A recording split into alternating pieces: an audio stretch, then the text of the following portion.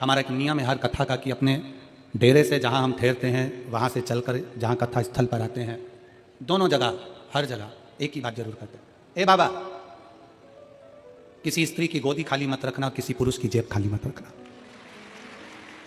स्त्री की गोद खाली रहती है तो उसको भी बहुत सुनना पड़ता है, और पुरुष की जेब खाली रहती है तो उसको भी बहुत धक्के खाना पड़ता है। उसको खाली ना रखिए।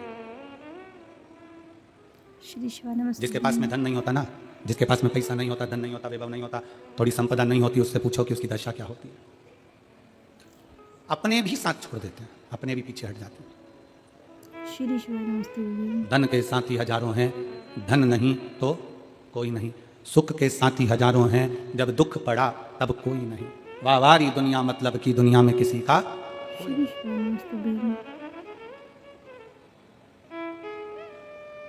शिव के प्रति समर्पण का भाव जगाती है एक चींटी भी। हमें अच्छा चुनना है। सरोवर पर हंस भी बैठ रहा है और कौवा भी बैठ रहा है। हंस भी बैठ रहा है और कौवा भी सरोवर पर बैठ रहा है। कौवा मोती नहीं चुनेगा, हंस मोती चुन लेगा। आप अच्छा चुनो, अच्छा देखिए, अच्छा करिए, अच्छा समझिए। और फिर निवेदन है, दिया बुझाया जा सकता है पर अगरबत्ती नहीं बुझा सकते। फूंक से नहीं बुझा सकते। एक व्यक्ति एक नाई की दुकान पर गया कटिंग करवाने के लिए, दाढ़ी बनवाने के लिए। नाई कटिंग कर रहा था, दाढ़ी बना रहा था। दाढ़ी बनाते बनाते, मसाज करते करते, दाढ़ी बनाते बनाते नाई ने बात छेड़ दी राजनीति की। अब फ्री रहते हैं तो कभी कभी राजनीति की बात कभी क्रम आ जाता है। अब नाई ने राजनीति की बात छेड़ी। राजनीति के बाद राजनीति चालू होते होते होते होते फिर धर्म नीति पर आ गई। अब राजनीति चलते चलते चलते चलते वो बात घूमते घूमते धर्म पर आ गई। और धर्म पर आई तो कटिंग करने वाला कहने लगा, भगवान तो है ही नहीं, भगवान तो होते तो इतने सारे लोग संसार में दुखी हैं, भगवान इनका दुख काटने क्यों नहीं जाते। शंकर भगवान तो है ही नहीं, जबरदस्ती वो सियोर वाला महाराज लगा रहता है कि शंकर जी की आराधना करो। जबरन लगा, भगवान तो है ही नहीं, भगवान होते तो इतने सारे का दुख नहीं काट देते, भगवान होते तो इतने सारे की तकलीफ नहीं काट देते। नाई बोलने लगा। कटिंग करवाने वाला कटिंग करवा रहा था, दाढ़ी बनाने वाला दाढ़ी बनवा रहा था। अब कटिंग पूरी हो गई। कटिंग करवाने वाला उठा, वो शंकर जी को बहुत मानता था, निंदा नहीं सुन पाया और उसके मन में गुस्सा भरा गया। गुस्सा भरा गया इसका मतलब ये नहीं कि गाली दे देगा, गुस्सा भरा गया इसका मतलब नहीं कि अपशब्द कर देगा। उठकर बाहर जाने लगा। जैसे ही बाहर जाने लगा, उसका पैसा देकर बाहर निकलते से उसने तुरंत नाई को बुलाया और बुलाकर कहा, सामने एक व्यक्ति निकल कर जा रहा है, उसके बड़े बड़े बाल हो रहे हैं, भिखारी जैसा लग रहा है, गंदा सा दिख रहा है। नाई से कहा, इसके कटिंग कर दे, इसके बाल काट दे, इसकी दाढ़ी बना दे। नाई बोला, काय को बनाऊं? मेरी चौखट पर आए, मेरी दुकान पर आए, मुझसे कहे कि कटिंग करो तो कटिंग करूंगा, मेरे से कहे दाढ़ी बना तो दाढ़ी बनाऊंगा, मैं क्या इसके पीछे पीछे जाकर बनाऊंगा? मैं क्या इसके पीछे पीछे जाता रहूंगा? मेरे पास आकर बोलेगा तो कटिंग करूंगा, मेरे पास आकर बोलेगा तो दाढ़ी बनाऊंगा, मैं किसके पीछे पीछे जाकर कटिंग और दाढ़ी नहीं बनाता। बस उस व्यक्ति ने नाई से कहा कि अभी तुम कह रहे थे कि भगवान जाकर इनके दुख काट दे। उस व्यक्ति ने नाई से कहा कि जैसा तू कह रहा है कि मेरी चौखट पर आएगा तो कटिंग करूंगा, मेरी चौखट पर आएगा तो दाढ़ी बनाऊंगा, भगवान भी यही कहता है। भगवान भी यही कहता है कि तू मेरे पास आ, भगवान भी यही कहता है तू मेरी चौखट पर आ, भगवान भी कहता है तू मेरे दरवाजे पर आ। अगर तू मेरे दरवाजे पर आएगा तो मैं तेरा दुख काटूंगा जरूर। जैसे नाई की दुकान पर जाओगे तो बाल काटेगा, उसी तरह कपड़े की दुकान पर जाओगे तो कपड़ा भी वो काटेगा, मना नहीं है। उसी तरह उस परमात्मा के दरवाजे पर जाओगे, एक लोटा जल लेकर शंकर जी की शरणागति में जाओगे, एक लोटा जल लेकर शंकर जी के पास में पहुंचोगे, एक लोटा जल लेकर शिव की स्तुति करने जाओगे, उसकी दरवाजे पर एक लोटा जल समर्पित करने के लिए जाओगे तो ये निश्चित है वो दुख काटेगा जरूर। सारी समस्या का हल एक लोटा जल। अजब, उसको ढूंढो। संसार में आए हो ना तो उसको थोड़ा सा ढूंढने का प्रयास करो, मिलेगा। जिस दिन कथा सुनने को ना मिले, जिस दिन शंकर जी के मंदिर में एक लोटा जल चढ़ाने नहीं जा पाओ और तुम्हारे दिल में अगर बेचैनी हो तो समझ लेना कि तुम शंकर की बेटी और बेटे हो गए, तुम शिव के बेटे। क्योंकि उससे मिले बिना तो एक क्षण नहीं रह पाता, एक क्षण।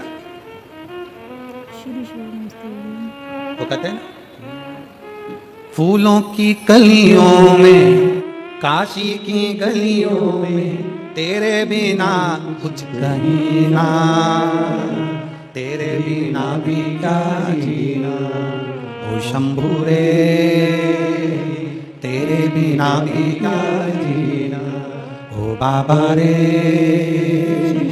तेरे बिना भी क्या जीना।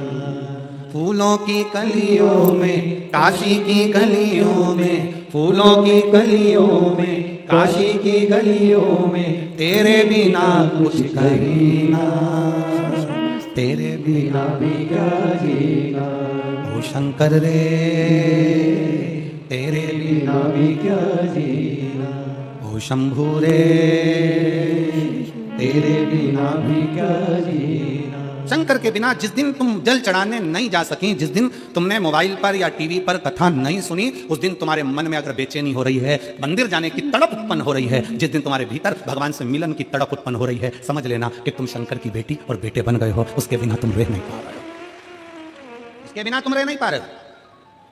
ये तड़प भीतर की है, ये तड़प अंदर एक मन आतुर हो रहा है, मैं भी मेरठ जाऊं कथा सुनने के लिए। समझ लेना कि तुम बाप की बेटी हो, बाप के बेटे हो, शंकर की बेटी हो, शंकर के बेटे हो। अंदर से बेचैनी हो मिल, वो कहे शिव से मिलन की आस बड़ी है, शिव से मिलन की आस, विश्वास की प्रबलता बड़ी है। कितना सुंदर चरित्र है तारकासुर के बेटों का। तारकासुर के बेटे तारकाक्ष, विदुम्माली, कमलाक्ष की। तारकासुर के 3 बेटे तारकाक्ष, विदुम्माली और कमलाक्ष की। जब पिता तारकासुर मर गए, तारकासुर के प्राण छूट गए, तो तारकाक्ष, विदुम्माली और कमलाक्ष की तीनों ने विचार करा कि मरना तो हमको भी है, प्राण को अपने भी जाना है। हमारे पिताजी ने, तारकाक्ष, विदुम्माली और कमलाक्ष की तीनों कहते हैं कि हमारे पिताजी तारकासुर ने वर में मांगा था कि मैं शंकर जी के पुत्र के द्वारा मरूं। उनको भगवान शंकर का विवाह देखना था और उनके बेटे का द्वारा प्राण छूटना थे, उनका दर्शन करना था, उनको मरना। उन्होंने, तारकासुर ने शंकर भगवान के पुत्र द्वारा मेरे प्राण छूटे, क्योंकि तारकासुर ये चाहते थे कि मैं शंकर जी का विवाह दे, शिव जी का विवाह दे, शंकर भगवान के विवाह का मुझे दर्शन हो जाए। तारकाक्ष, विदुम्माली और कमलाक्ष की तीनों ने ये विचार कर लिया कि पिताजी ने तो कार्तिकेय का दर्शन मांगा था, पर हमें शंकर का दर्शन करना है प्राण छूटने से। प्राण जाए तब शिव हमारे सामने हो, प्राण जाए तब शंकर हमारे सम्मुख में हो। कई माताएं अपने अपने भजनों में उसको गाती रहती हैं कि भजन करता छूटे जी मारा प्राण हो जी मारा सांवरी। और कई माताएं भजन में गाती रहती हैं गंगा जी का तट हो, यमुना का बंसी बट हो, मेरा सांवरा निकट हो, जब प्राण तन से छूटे।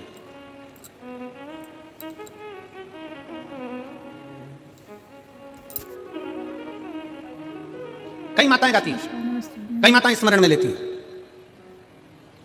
और सब विनय करते हैं कि आखिरी समय में अंत समय प्रभु आना पड़ेगा, वचन दिया तो निभाना पड़ेगा, आए ना आए प्रभु कुटुंब कबीरा, अंत समय प्रभु आना पड़ेगा, वचन दिया तो निभाना पड़ेगा। कईयों के मन में भाव जागृत होता है कि अंत समय में परमात्मा हमारे करीब में आए, हमारा अंतिम समय सुधर जाए, हमारा अंत क्षण सुधर जाए। और फिर निवेदन है, जवानी को सुधारने के लिए बचपन सुधारना पड़ेगा।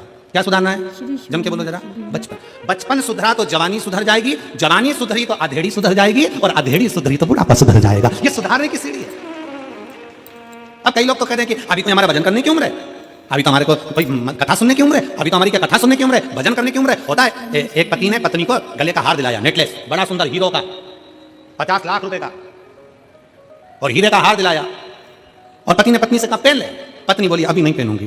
पहन लेना तो क्या हुआ पहनने में, अभी नहीं पहनूंगी। तो फिर देवर के लड़के की शादी होगी ना, उस दिन पहनूंगी। ठीक है, शादी की सालगिरह आ गई, पति ने फिर पत्नी से कहा आज तो अपन दोनों की शादी की सालगिरह में तुझे घुमाने ले गया था, वहां से मैंने तुझे नेकलेस दिलाया था, वो पहन ले। पत्नी बोली अभी नहीं पहनूंगी, अभी जरा देवर के लड़के की शादी होगी तब पहन। और देवर के लड़के की शादी होना थी मार्च में, और जनवरी में निपट गई।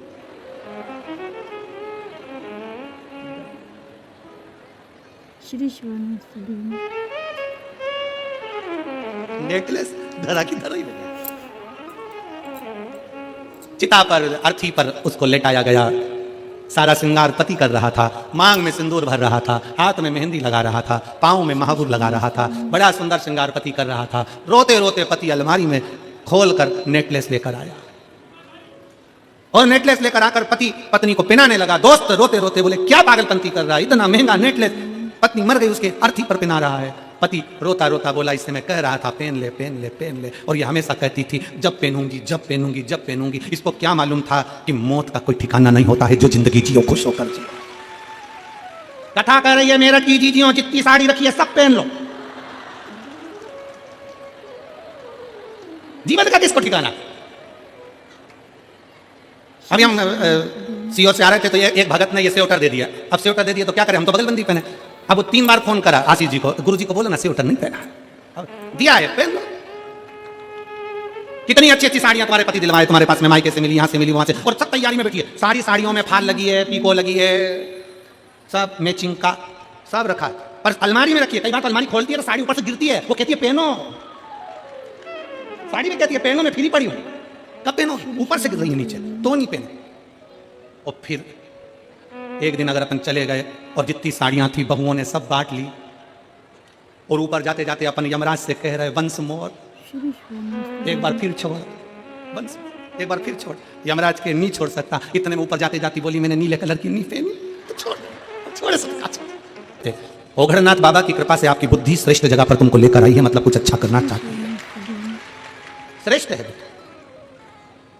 कई लोग कहते हैं गुरुजी कथा सुनने से कुछ हो सकता है क्या, कथा सुनने से कुछ मिलेगा क्या, कथा सुनने से कुछ प्राप्त होगा। हम उनसे कहते हैं कुछ नहीं मिलेगा, कम से कम 3 घंटे कथा में बैठोगे तो लोगों की बुराई तो नहीं करोगे, उतना ही बहुत है। 3 घंटा कथा में बैठोगे कम से कम गलत बात तो नहीं सुनोगे, किसी की निंदा तो नहीं सुनोगे, किसी शब्द तो नहीं सुनोगे। 3 घंटा कथा में बैठोगे तो आड़े तेड़े काम तो नहीं करोगे। 3 घंटा कथा में बैठोगे अपनी इंद्रियों को संयमित करोगे, इंद्रियों को संयमित, इतना संयम है। लोग कहते हैं संत बड़े, लोग कहते हैं साधु बड़े, लोग कहते तपस्वी बड़े, लोग कहते साधक बड़े, लोग कहते उपासक बड़े। और कुंभज बाबा अगस्त ऋषि भगवान शंकर के सामने कहते हैं कि सबसे बड़ा होता है कथा को सुनने वाला श्रोता, सबसे बड़ा होता है कथा को श्रवण करने वाला श्रोता, कथा सुनने वाला श्रोता सबसे बड़ा होता है, कथा श्रवण करने वाला श्रोता बड़ा होता है। और कितनी संख्या में, कितना, जरा विचार करिए मेरी जीजियों। आप लोग तो ये हो सकता है कि यहाँ जो कथा में आगे बैठे हैं, हो सकता है कि 1 बजे कथा चालू हुई होगी तो 1:30 बजे आए होंगे, 2 बजे आए होंगे, 2:30 बजे आए होंगे, हो सकता है कि 12 बजे आए होंगे, 1 बजे आए होंगे। और ये पंडाल में बैठी हुई मेरी जीजियां, मेरे जीजा, मेरी माताएं, मेरी बेटियां, बेटा सवेरे 7 बजे से एक जैसा नहा धो के थोड़ा सा नाश्ता पानी कर अपना आसन लगाकर बैठते हैं, शाम के 5 बजे तक इंतजार करते रहते हैं, अपनी इंद्रियों को संयमित रखते हैं, ना वॉशरूम जाना, ना पानी भी उतना पिएंगे जितना लगे शरीर को, ज्यादा पी लेंगे तो वॉशरूम जाना पड़ेगा, कहीं बाहर ना जाना पड़ जाए। इंद्रियों को संयमित करा, साधा है, अपनी इंद्रियों को साधा, और इतना साधा इंद्रियों को कि कथा में बैठते हैं उस समय पर अपना चित्त, अपना मन, नयन कथा में, श्रवण कथा में, वाणी कथा में, चित्त कथा में, हृदय कथा में, सब कथा में लगा। क्या मिलता है कथा में जाने से? तो कहा संत साधु हम नहीं बन सकते, हम तपस्वी, हम साधक, हम उपासक नहीं बन सकते, हम बहुत बड़े सन्यासी साधु तपस्वी नहीं बन सकते, कम से कम एक श्रेष्ठ श्रोता तो बन सकते हैं, बस इतना बनकर वो भी बहुत है, बहुत। उसके आश्रित तो हो गए। तारकासुर के 3 बेटे तारकाक्ष, विदुमाली, कमलाक्षकी ने विचार कर लिया, तीनों ने मन बना लिया और तीनों विचार में लग गए कि अपने को भगवान शंकर का दर्शन करना है। वर किससे मांगना है? ब्रह्मा जी से। वर मांगा ब्रह्मा जी से, ब्रह्मा जी का तप करा, साधना करी, और वर मांगा। ब्रह्मा जी ने पूछा क्या चाहिए? कह दिया हम तीनों कभी मरे ना। भगवान ने कह दिया ब्रह्मा जी ने ये तो हो नहीं सकता कि तुम मरोगे नहीं, मरना तो पड़ेगा और मृत्यु निश्चित है, आएगी जरूर, एक ना एक दिन तुम्हारे प्राण जाएंगे जरूर। कोई तुमसे कह देना कि मेरे पास आकर बैठ जाओ, मैं तुम्हारे को दुख नहीं आने दूंगा, समझ लेना पक्का बेवकूफ बना लिया है, पक्का बेवकूफ बना, ऐसा हो ही नहीं सकता। संसार में जन्म लिया है तो दुख तो साथ में लिखा कर लाए हो।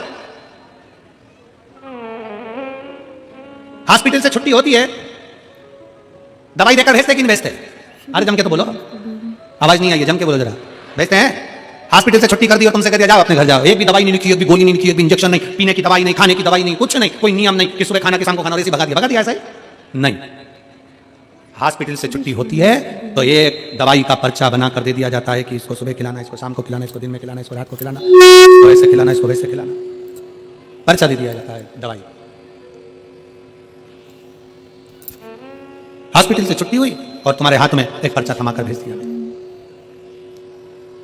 एक पर्चा दे दिया हॉस्पिटल से कि इस दवाई को सुबह दोपहर शाम में तुम्हें लेना है, इस दवाई को तुम्हें लेना है। उसी तरह हम जब प्राण त्याग कर 83,99,999 योनियां काट कर जब हम ऊपर जाते हैं और हमने 83,99,999 योनियां काटने के बाद जो कर्म करा होता है, उस कर्म का भोग जब हम ऊपर भोगते हैं, कर्म का भोग भोगने के बाद हमारी ऊपर से छुट्टी हो जाती है, हम पृथ्वी पर 84 लाखवें नंबर की योनि, मनुष्य की योनि पाते हैं, तो ऊपर से अपने मस्तक की रेखा पर एक दवाई का पर्चा लिखकर भेज दिया जाता है कि इतने साल के होगे तब तुम्हें ये दुख आएगा, इस समय पर ये तकलीफ आएगी, ऐसा कष्ट आएगा, फिर तुम्हें अच्छा परिवार, अच्छा पत्नी, अच्छा घर सब मिल जाएगा, भोजन भी मिलेगा, घर भी मिलेगा, सब कुछ मिलेगा, पर तकलीफें ये दवाई की तरह है जो भाग्य में लिखा कर लेकर आए हैं। और जैसे हॉस्पिटल से आने के बाद भी दवाई खाना पड़ती है, ऊपर से आने के बाद भी कर्म का दंडियां भोगना पड़ता है।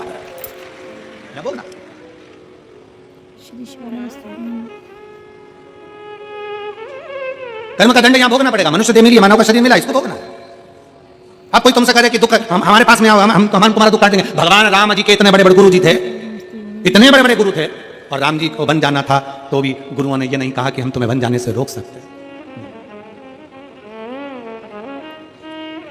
कर्म गति को तो भोगना। भगवान कृष्ण के इतने बड़े बड़े गुरु थे, कितने। और जरा विचार करो, भगवान कृष्ण की 16,108 रानियां, और 16,108 रानियां होने के बाद भी जब संतान का सुख नहीं हुआ तो गर्गाचार्य बाबा से पूछा द्वारका जी में, आप बताइए गुरुदेव मेरे घर में औलाद नहीं। 16,108 रानियां। गर्गाचार्य बाबा ने भगवान शंकर की आराधना करवाई। एक एक रानी के साथ में 11-11 दिन तक, एक एक रानी के साथ में 11-11 दिन तक भगवान शंकर की शिवलिंग की आराधना करी। एक एक रानी के साथ भगवान शंकर प्रसन्न हो गए। शिव जी प्रसन्न होकर वर दे दिए। भगवान शंकर ने कृपा कर, शिव जी बोले तुमने 16,108 रानियों के साथ, एक एक रानी के साथ 11-11 दिन तक बैठकर भगवान शंकर कहते हैं तुमने मेरी आराधना करी है, इसलिए तुम्हारी एक रानी से 11-11 संतान होगी। 10 छोरा 1 छोरी, 1,77,186 तुम्हारे घर बच्चे होंगे। ये शिव की कृपा से, शंकर की उदारता से, शिव की करुणा से, उनकी उदारता से, उनकी दया से ये बच्चे। थोड़ा सेट कर लीजिए आप।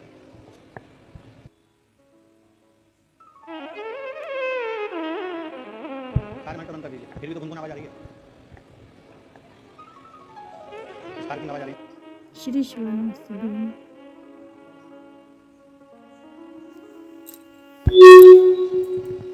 भगवान शंकर की स्तुति, शिव की कृपा। जब मेरे राम जी महाराज ने देखा, ये गुनगुन आवाज आ रही है, इसको बंद करवा। श्री शिवानंद। भगवान कृष्ण स्वयं शंकर की आराधना में लगे। भगवान कृष्ण जब राम जी महाराज लंका पर चढ़ाई करने के लिए गए, लंका पर चढ़ाई करते समय उनके स्मरण में आया कि जिस रावण की लंका में मैं जा रहा हूं, श्री शिवानंद, जिस रावण की लंका में मैं पहुंच रहा हूं, वो रावण भी शंकर का भक्त है, शिव का उपासक। बस बंद हो गए। श्री शिवानंद। वो रावण भी भगवान शंकर का उपासक है। क्यों ना शिव की आज्ञा ली जाए, शंकर जी की आज्ञा लेकर, शिव जी की आज्ञा लेकर फिर लंका पर चढ़ाई करी जाए, फिर लंका पर पहुंचा। और शिव जी की आज्ञा, भगवान राम बालू रेत का शिवलिंग बनाकर, भगवान राम बालू रेत का शिवलिंग का निर्माण कर शंकर जी की आज्ञा लेकर फिर लंका पर चढ़ाई करने जाते हैं।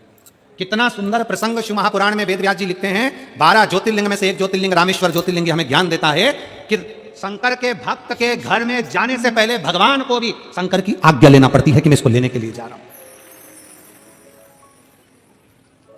अकाल मृत्यु वो मरे जो काम करे चंडाल का, काल उसका क्या बिगाड़े जो भक्त हो महा काल का। काल अधिपति जिसका रक्षक हो, भगवान शंकर की जो आराधना करने वाले हैं, शिव को एक लोटा जल चढ़ाने वाले हैं, शंकर के मंदिर में जाने वाले हैं, शिव की चौखट पर जाने वाले हैं, शंकर की कथा में जाने वाले हैं, शंकर की उपासना करने वाले हैं, श्री शिवाय नमस्तुभ्यम बोलने वाले हैं, पंचाक्षर मंत्र नमः शिवाय बोलने वाले हैं, षडाक्षर मंत्र ओम नमः शिवाय बोलने वाले हैं, त्र्यंबक बाबा का मंत्र का उच्चारण करने वाले हैं, भगवान शंकर की आराधना करने वाले, भगवान शिव की उपासना करने वाले के दरवाजे पर भी अगर काल आता है तो पहले उसके शंकर से आज्ञा लेना पड़ती है कि मैं इसके घर में प्रवेश कर जाऊं, क्या मैं इसके घर में चले जाऊं।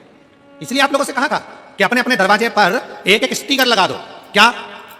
जम के बोलो जरा, श्री शिवाय नमस्तुभ्यम। एक एक स्टिकर लगा दीजिए। गाड़ियों पे भी लिखवा दो श्री शिवाय नमस्तुभ्यम। क्यों? क्या फायदा? दरवाजा बजाने वाला जब दरवाजा बजाएगा, कोई बुरी खबर भी देने के लिए आएगा, उस खबर को देने से पहले दरवाजे पर पड़ेगा श्री शिवाय नमस्तुभ्यम। शिव महापुराण की विद्येश्वर संहिता कहती है कि श्री शिवाय नमस्तुभ्यम बोलने वाले का मात्र मुख का दर्शन कर लो तो 1000 अश्वमेध यज्ञ का फल प्राप्त हो जाता है और हमारे पाप छिन्न हो जाते हैं। जब हम दरवाजे पर श्री शिवाय नमस्तुभ्यम लिखेंगे, कोई आके दरवाजा बजाएगा, दरवाजा जब हम खोलेंगे उसके मुख का भी दर्शन करेंगे तो हमारे को कोई गलत सूचना नहीं मिलेगी, सूचना भी अच्छी ही प्राप्त होगी, गलत नहीं मिल सकती। कुछ वो अटल ही रहेगा। शिव कथा कह रही है, भगवान शंकर का चरित्र कथा है, शिव महापुराण की कथा कह रही है, भगवान का पवित्र चरित्र कह रहा है। तारकासुर के तीनों बेटों ने मांग लिया कि अगर ब्रह्मा जी आप कह रहे हो कि हमारे प्राण छूटेंगे, हम मरेंगे, ठीक है हम मरने को तैयार है, पर हमें वर दे दो, हम मरे तो तीनों एक साथ मरे, प्राण छूटे तो तीनों के एक साथ छूटे। ब्रह्मा जी ने कह दिया तथास्तु, तुम तीनों मरोगे तो एक साथ मरोगे, तीनों के प्राण जाएंगे तो एक साथ जाएंगे, तथास्तु। अब तीनों इतने चतुर थे, उन्होंने तीनों ने अपनी अपनी नगरी जो बसाई ना, बहुत दूर दूर बसाई, और तीनों ने बात कर ली कि अपन तीनों कभी एक जगह मिलेंगे ही नहीं, जब मिलेंगे ही नहीं तो मरेंगे ही नहीं। चतुरता है।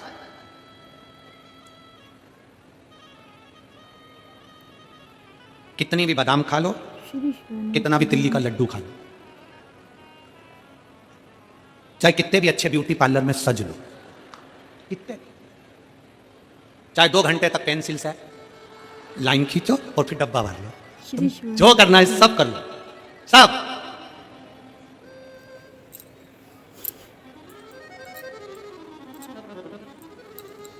एक अपना जन्म प्रमाण पत्र और एक अपना मृत्यु प्रमाण पत्र, ये कभी भी अपने हाथों में तुम नहीं ले पाओगे, कभी नहीं। जन्म प्रमाण पत्र भी तुम्हारा दूसरे के हाथ में है और मृत्यु प्रमाण पत्र भी तुम्हारा दूसरे के हाथ में होगा। जन्म प्रमाण पत्र से मृत्यु प्रमाण पत्र तक का बीच का जो सफर है, उसमें ऐसे ऐसे प्रमाण पत्र लेने का प्रयास करिए कि वो जिंदगी की सार्थकता सिद्ध कर दे। वो प्रमाण पत्र तुम्हारा, कितना भी सज लो, कितना भी श्रृंगार कर लो, कितना भी बादाम खा लो, कितना भी रसगुल्ला खा लो। होता एक जयपुर की एक बेटी ने हमसे प्रश्न, बहुत पहले की बात, बहुत लगभग 19 साल हो गए होंगे। जयपुर की एक बेटी घंटाघर के पास में रहती, उसने एक प्रश्न किया, गुरुजी मैं कभी बाजार का कोई चीज नहीं खाई, गुरुजी मैं कभी बाजार के फैशन में नहीं रही, गुरुजी मैं तो अपनी एजुकेशन की तैयारी में लगी रही, पढ़ती रही, और बाबा ने आज मुझे कॉलेज में प्रोफेसर भी बना दिया गुरुजी। पर एक बात समझ में नहीं आती, मैंने कभी किसी का बुरा नहीं किया, कभी किसी का गलत नहीं किया, कभी मैंने गलत काम नहीं किया गुरुजी, फिर मुझे कैंसर का रोग क्यों हो गया? मुझे कॉलेज में प्रोफेसर भी भगवान ने बना दिया, सारा सुख परमात्मा ने दे दिया। बहुत पहले की बात है, जब जयपुर कथा करने के लिए हम पहुंचे थे, उस समय का क्रम है। गुरुदेव समझ में नहीं आया, मैं कभी बाजार का नहीं खाई, कभी बाजार में मैंने कोई वस्तु ना पाया, कोई खाने का सामान ना खाया, मैं बिल्कुल सिंपल अपने जीवन को जीती थी, एजुकेशन की तैयारी, पढ़ाई की तैयारी करती, खूब पढ़ी और पढ़कर मैं कॉलेज में, सरकारी कॉलेज में प्रोफेसर भी बन गई। पर गुरुजी भगवान ने मुझे कैंसर जैसा रोग क्यों दे दिया? श्री हमने उस शिवाय बेटी से, उन दीदी से हमने एक ही बात कही कि दीदी ये आज का नहीं है, आज का नहीं है, ये हमारा पूर्व का। वो एक लाइन आप लोग गुनगुनाते हो ना कि पिछले जन्म के अच्छे कर्म मुझे बाबा तेरे बारे मिला, कोई पिछले जन्म के अच्छे कर्म मुझे बाबा तेरा प्यार मिला। जहां सारी दुनिया झुकती है, जहां सारी दुनिया झुकती है, मुझे वो आली दरबार मिला, दरबार मिला। कोई पूर्व का कर्म, हमारे पूर्व के कर्म का भोग हमको भोगना ही पड़ता है। होता है, एक प्रसंग शिव महापुराण में आता है, एक राजा ने एक सुंदर मंदिर बनवाया भगवान शंकर का, भगवान का मंदिर, राम जी का मंदिर, ठाकुर जी का मंदिर, राजा ने बड़ा सुंदर मंदिर बनवाया, भगवान का मंदिर बनवाकर राजा ने उस मंदिर में पुजारी जी को सेवा में लगा दिया। पंडित जी तुम्हें मंदिर की सेवा कर, पंडित जी सेवा में, महीने की तनख्वाह मिलने लगी। समय आ गया, राजा का लड़का बड़ा हो गया, उसकी शादी होगी, घर में बहू आ गई। शादी का एक रात्रि हुई, सुबेरे सुबेरे का समय था, बहू की आंख खुली और बहू तैयार होकर बस जाने के लिए बाहर निकल रही थी। उसने राजा के लड़के के पास में पलंग के नजदीक में तलवार रखी हुई देखी, तो लड़की ने, उस बहू ने विचार करा, म्यान तलवार की कितनी सुंदर लग रही है, उठाकर देखती हूं। उसने तलवार की म्यान को उठाया, वो तलवार अंदर रखी हुई थी। म्यान देखते देखते उसने सोचा म्यान इतनी सुंदर है तो तलवार कितनी सुंदर होगी। उसने जो तलवार निकाली, तलवार की चमक के कारण उसकी आंखें बंद हो गई, बंद हुई, तलवार छूट गई, छूटी तो जो पति सो रहा था उसके गले पर पड़ गई और पति मर गया।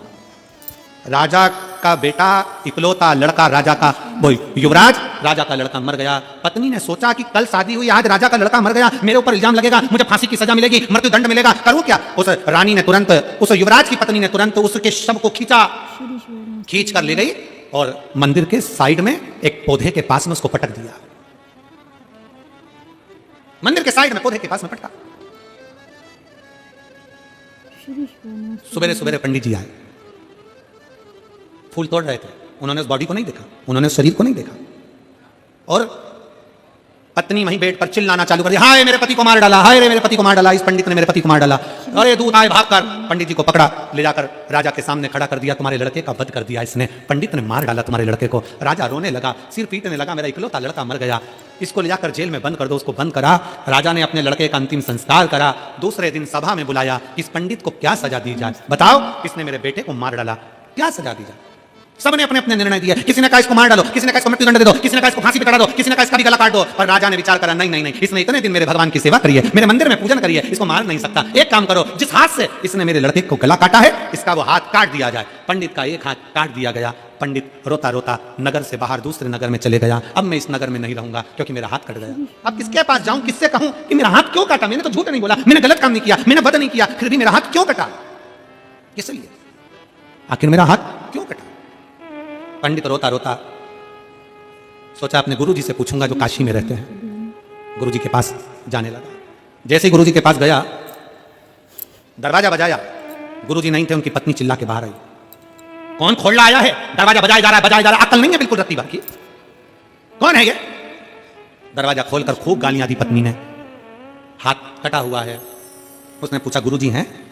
पत्नी चिल्ला के बोली, कौन गुरु? कहीं मर गया होगा तेरा गुरु? आ गए गुरुजी हैं। पति को भी उसने बहुत अपशब्द कहे, वो चला गया। थोड़ी देर बाद फिर आया, फिर दरवाजा बजाया, गुरुजी हैं। पत्नी ने फिर अपशब्द कहना प्रारंभ कर। अब तीसरी बार आया तो पत्नी नहीं थी। गुरुजी ने दरवाजा खोला, पंडित जी एक हाथ के प्रणाम किया। प्रणाम कर कर गुरुजी ने उसको अंदर बुलाया। क्या बात है बेटा, आप मुझे जानते हो गुरुजी? मैंने आपके पास में विद्या अध्ययन करा है, आपके पास में रहा हूं, मैंने आपसे गुरु दीक्षा ली है। गुरुजी बोले, हाँ मैं जानता हूं, तू मेरा शिष्य है। क्या पूछना चाहता है? गुरुजी, मैं अपने बारे में पूछने के लिए आया था, पर आप तो त्रिकालदर्शी हो गुरुजी, आप पूर्व का ज्ञान रखते हो, मैं जानता हूं आपको। मैं अपने बारे में तो बाद में पूछूंगा, पहले आपके बारे में पूछता हूं। गुरुजी, आप इतने अच्छे हो और आपकी वो धर्म पत्नी ऐसी है जगदम्बा, इतनी भयंकर है गुरुजी। 2 बार आया, 2 बार आपको गालियां दी, अपशब्द कहा, ताने दिए, आपको अपशब्द कहे। गुरुजी ऐसा क्यों? गुरुजी ने कहा, बेटा देख, पूर्व जन्म में जो मेरी पत्नी है ना, ये गधी थी, और पूर्व जन्म में मैं कौवा था। ये गधी थी, मैं कौवा था। इस गधी के पीठ पर एक घाव हो गया था, वजन ढोते ढोते मैं कौवा इसकी पीठ पर बैठता और उसके घाव को चोंच से खरोदता। ये गधी कष्ट के कारण भागती, मुझे अच्छा लगता। भागते भागते एक दिन ये हरिद्वार चली गई, मैं इसको ढूंढते ढूंढते हरिद्वार पहुंच गया। हरिद्वार में मुझे मिली, फिर मैंने इसके घाव को खरोदा तो ये गंगा में कूद गई। इसकी पीठ पर मैं बैठा था तो मैं भी मर गया और ये भी मर गई। दोनों मरे, मैं इसका पति बना, ये मेरी पत्नी बनी। जब मैं कौवा बना था तो मैंने अपनी चोंच से इसको खूब खरोदा था, अब ये मेरी पत्नी बनकर अपनी चोंच से मुझे खरोद रही है, अपनी चोंच से मुझे खरोद रही। श्री शिवाय नमस्तुभ्यम साथियों, हर हर महादेव। सभी शिव भक्तों को मेरा प्रणाम।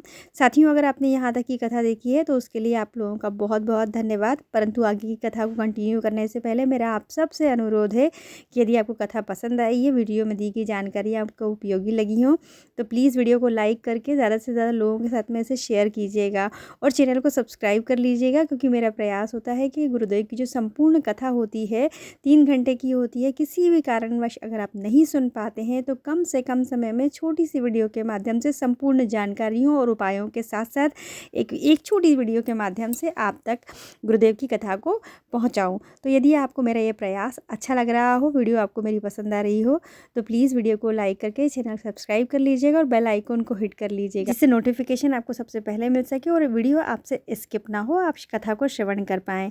तो चलिए फिर कथा को अब कंटिन्यू कर रही हूँ। माफ़ी चाहूँगी, मैंने बीच में कथा को विराम दिया था। अब आप कथा को श्रवण कर लीजिए। वो मुझे चोंच से खरोद रही।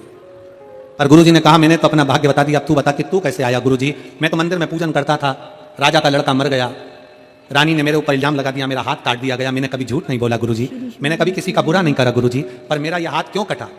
गुरु ने कहा, बेटा ये पूर्व का कर्म का लेखा है। पूर्व समय में तू बहुत बड़ा संत था, सत्य बोलने का तूने निर्णय लिया था। एक वन में बैठकर तू तप कर रहा था, एक कसाई गाय को लेकर जा रहा था, गाय कसाई के हाथ से छूटकर भाग गई। कसाई तेरे पास आया, पूछा, तुमने गाय को देखा है?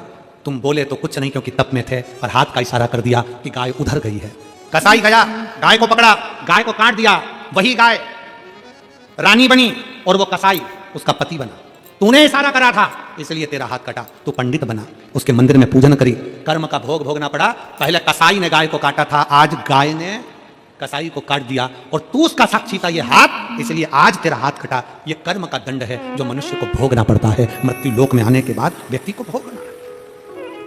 कोई तुमसे कह दे कि मैं तुम्हारे दुख खत्म कर दूंगा, कोई तुमसे कह दे मैं तुम्हारी तकलीफें खत्म कर दूंगा, दुनिया में कोई पैदा नहीं हुआ जो किसी का दुख, किसी की तकलीफें खत्म कर दे। दुनिया में केवल कोई पैदा नहीं हुआ। कोई बड़ा सा बड़ा भी अगर कोई आकर कह दे, कोई महात्मा आ जाए, कोई बाबा आ जाए और कह दे मैं तुम्हारा भविष्य बता सकता हूं, मैं तुम्हारा भाग्य बता सकता हूं, मैं तुम्हारा दुख खत्म कर सकता हूं, ना। राम जी के पास भी बहुत सारे भक्त, बहुत संत साधु थे ना। भगवान कृष्ण के पास भी बहुत थे ना। अपने कर्म का भोग अपने को काटना है। कोई तुम्हारा दुख नहीं काटेगा। दुख काटेगा तो ब्रह्मलोक में ब्रह्मा, भगवान विष्णु वैकुंठ में, पर मृत्यु लोक में शिव बसा है और पृथ्वी का देव है देवाधिदेव महादेव। जब हम एक लोटा जल समर्पित करेंगे तो एक ना एक दिन हमारा दुख हमारा महादेव काटेगा, जल काटेगा। देवता का काम है भाग्य लिखना, विधाता का काम है भाग्य लिखना। देवता का काम है भाग्य लिख देना, विधाता का काम है भाग्य लिख देना, पर शिव का काम है तुम्हारे भाग्य को लिखे को पलट देना। वो शंकर का काम, पलट देना। इसलिए भगवान शंकर से प्रार्थना करते रहा करो कि अब दया करो हे भोलेनाथ, मस्त रहूं तेरी मस्ती में। अब दया करो हे भोलेनाथ, मस्ती रहूं तेरी मस्ती में। अब दया करो हे भोलेनाथ, मस्त रहूं तेरी मस्ती में। अब दया करो हे भोलेनाथ, सब आइए, मस्ती रहूं तेरी मस्ती में। मेरे सिर पर रख दो अपना हाथ, मस्त रहूं तेरी मस्ती में। में। मेरे सिर पर रख दो अपना, मस्त रहूं तेरी मस्ती में। अब दया करो हे भोलेनाथ, मस्त रहूं तेरी मस्ती में। अब दया करो हे भोलेनाथ, मस्त रहूं तेरी मस्ती में। मेरे मन में बसे हो भोलेनाथ, मस्त रहूं तेरी मस्ती में। मेरे मन में बसे हो भोलेनाथ, मस्त रहूं तेरी मस्ती में। अब दया करो हे भोलेनाथ, मस्त रहूं तेरी मस्ती में। अब दया करो हे भोलेनाथ, मस्त रहूं तेरी मस्ती में।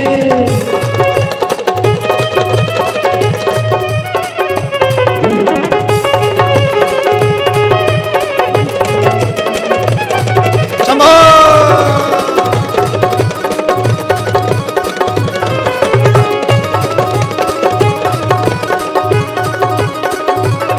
मैं तो झूम झूम के नाचूंगा, मस्त रहूं तेरी मस्ती में। मैं तो झूम झूम के नाचूंगा, मस्त रहूं तेरी मस्ती में। अब दया करो हे भोलेनाथ, मस्त रहूं तेरी मस्ती में। अब दया करो हे भोलेनाथ, मस्त रहूं तेरी मस्ती में। मैं तो मगन हूँ भोले तेरे साथ, मस्त रहूं तेरी मस्ती में। मैं तो जोड़ूं अपने दोनों हाथ, मस्त रहूं तेरी मस्ती में। अब दया करो हे भोलेनाथ, मस्त रहूं तेरी मस्ती में। अब दया करो हे भोलेनाथ, मस्त रहूं तेरी मस्ती में। अरे मस्त रहूं तेरी मस्ती में बाबा। मस्त रहूं तेरी मस्ती में। मैं तो जोड़ूं अपने दोनों हाथ, मस्त रहूं तेरी मस्ती में। मैं तो जोड़ूं अपने दोनों हाथ, मस्त रहूं तेरी मस्ती में। अब दया करो हे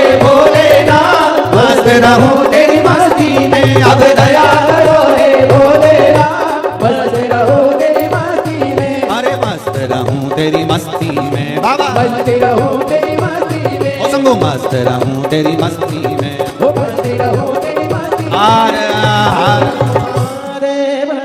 अपने स्थान पर बैठ जाओ। आज तो भजन में आशीष जी की धर्मपत्नी जी भाभी जी का कहने पर आज 2 भजन हुए हैं, क्योंकि कल उन्होंने कहा था गुरुजी हमको स्तुति करने का समय नहीं मिल रहा है, 2 बार तो स्तुति करवा, इसलिए आज सबको 2 बार मौका मिला है बाबा से अपने दिल की बात कहने का। बैठ जाओ जल्दी से और बैठ के बाबा से अपने मन की बात बड़े भाव के साथ। आज कथा का 5वां दिवस है, कल 6ठा दिन और परसों कथा का 7वां दिन रहेगा। परसों के दिन कथा का समय सुबह 8 बजे से 11 बजे तक रहेगा। कल तो श्री शिवाय नमस्तु, श्री शिवाय नमस्तु, श्री शिवाय नमस्तु, श्री शिवाय नमस्तु, श्री शिवाय नमस्तु। भोला सब दुख काटो हमारा, ओ भोला सब दुख काटो हमारा। शिव शंकर जपू तेरी माला, भोले बाबा जपू तेरी माला। भोला सब दुख काटो हमारा, ओ भोला सब दुख काटो हमारा। वेश है मंगल मंगलकारी, वेश है मंगल मंगलकारी। शमशान वासी हमारा, शमशान वासी हमारा। ओ भोला सब दुख काटो हमारा, ओ भोला सब दुख काटो हमारा।